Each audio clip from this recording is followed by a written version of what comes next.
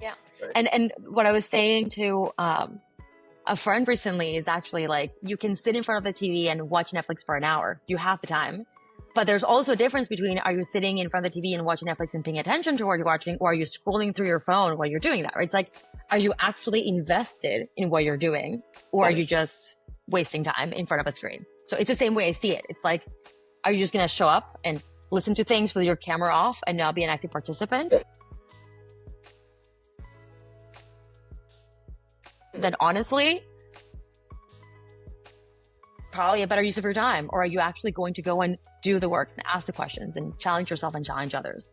So that's the first thing I would think about. And then the other thing I would say is, I don't think it was a mistake the way I approached it, but I do think I went to Highrise with a very clear, like, I just want an X% raise and this title, right?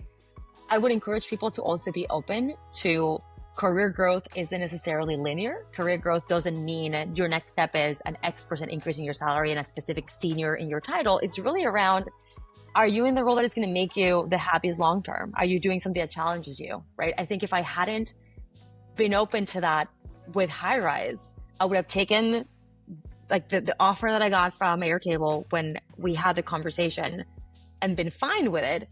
But I think the biggest thing I got from Highrise was kind of the courage to say, yeah, I thought this is exactly what I wanted, but in reality, what I'm looking for is just long-term career growth in a way that just continues challenging me.